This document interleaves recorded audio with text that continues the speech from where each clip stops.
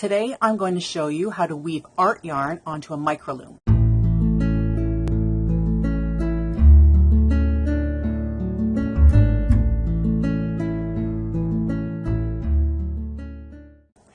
This is the microloom that I created, and you can see that I've indicated where to cut the line. So let's do that now. So just with the scissors, we're just going to cut the lines.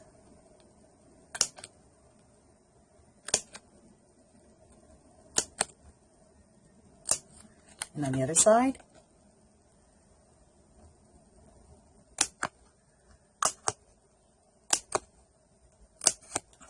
Okay, now we're going to add some yarn. So this yarn that I'm going to be using is just some acrylic yarn that I have left over. And then to weave onto that, I have some unspun sheep's wool. It's been cleaned and carded. Here is some unspun sheep's wool that's been dyed and carded. And then there's this yarn that has been spun but not washed yet, but the twist is still set in. And I love this type of art yarn with that extra twist and the great big bumps and just art yarn texture. I love that. And then this yarn has been washed, carded, and dyed, and it's got a really nice color variation in there. And this has been washed again to set the twist really, really well. And it's got all that art yarn texture and bumps and over twists. So let's get started. First thing I'm going to do is to put my warp yarn on. So this is acrylic. So I'm just going to take one end and put it in the card. And then I'm going to come up to the top and not pull too tight. You want a little tight, but still a bit of a spring. And then in the back, I'm just going to put it back there. So it's just hooked on. You can go around and around, but I find for this type of project, I like to do it this way, because then I can make a bunch of these and then sew them together and make all sorts of projects. Coming back down here and then going through the back again and up here. And you don't use as much yarn. You can use wool for this. I'm just using acrylic because I have it and I thought that it was a really nice color to go with the other yarn. And now I'm just going to snip off here. At the end, I'm just going to tie these together. So you see how there's no yarn in the back, just here. And it's springy, and I can still pull for a little tightness. Now I'm going to decide what weft to weave with. So this is our warp, and then we weave with the weft. So I'm going to start with a darker color, because I like to have kind of the darker colors to act as a foundation to the beginning and the end of a project, and the lighter colors on the inside. So here I go. I'm just going to take off just a little bit and start weaving. You can use a weaving needle or just your fingers. So you just go in and out and in and out. And I always like to leave just a little bit on the end to weave in later. Now we'll just put this around the back. I think actually what I'm going to do here is tie this on the end just to give it a little bit more security and pull that through the back. Just to give that a bit of a tightness. A regular knot is good. I'm not going to cut off at the end yet. And now I'm going to go opposite. So here, this is under, so I'm going to go over, under, until I get to the end. And tap that down. Now at this point, you can make your decision how tight you want the project to be. You can leave it nice and loose so you can see the warp through the weft, or you can make it nice and tight. And you can just keep going opposite, over, under, over, under. Be careful not to pull too tight, or else the project will just get too tight and you won't be able to do anything with it. So there we go. And then opposite again, over, under, over, under. Not too tight, and tap down. Now here I have a little bit at the end. I'm just going to wrap that around and secure that down. Because I haven't decided what I want to do with the little ends, sometimes they're nice little design accents, or I could just cut it off to make it more even looking. So at this point, I'm going to add something lighter in here. So I'm going to take some of this color wool and just take a few inches off. If you want more precise measurement, what you can do is go 1, 2, and just measure across the card, 3, and 4, so that you know you'll be able to go back and forth 4 times. So I want to go opposite to what I did. So I'm going to go over, under,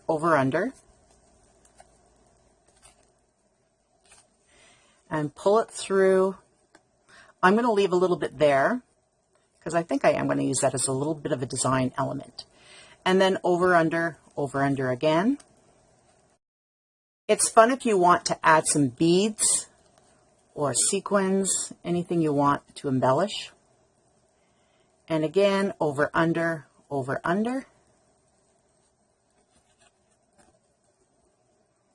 Don't pull too tight, tap down.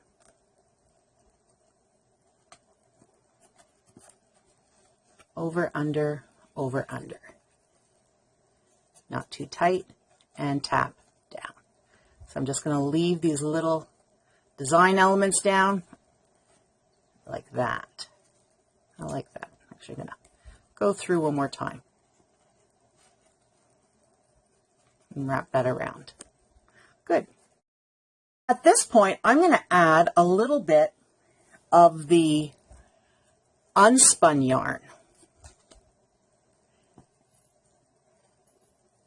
Just take a little bit off and go over, under. Nice and cloud-like. Oh, I like how that comes over there. So you get to really see the color contrast. And then I'm just going to go back one more time. Over, under.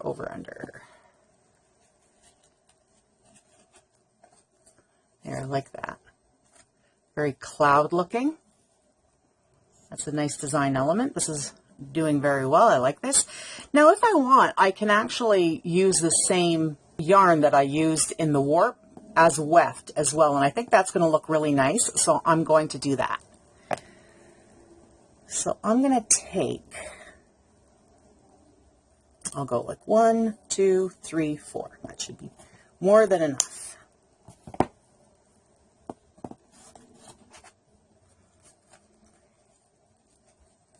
And just go over, under. And again, you can use a needle if you like. For small projects, or when I'm changing the weft a lot, I usually just use my fingers. You spend a lot of time threading needles.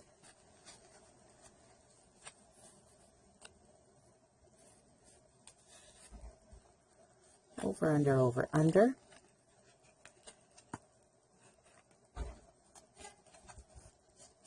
Nice and loose.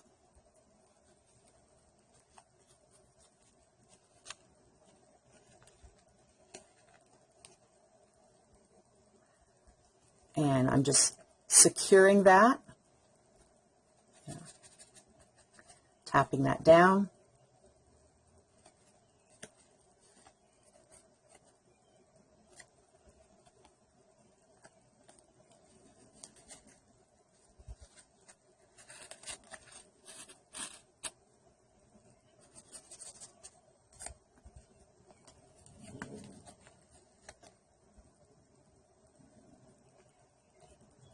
And a nice weave look.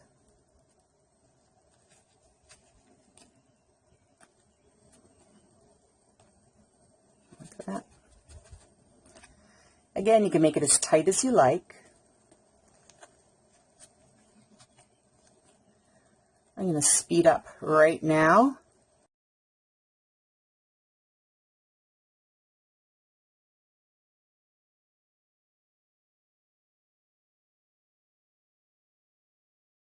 And now I'm just going to secure this end by just giving it a little bit more of a wrap and then putting it under to secure that.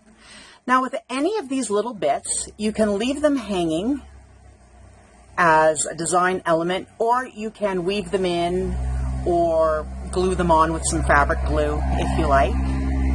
Now I think what I'm going to do is just finish off with the darker color that we started with the rest of the way. So here's that darker art yarn. And I like that because it's got some really great bumps and extra twist. And I'll give it a cut here. And again, I'll do the speeding up for this so you don't have to watch every little bit. And then when I'm done at the end and ready to finish off the project, I'll slow it down again. So I'm going to start over, under, over, under.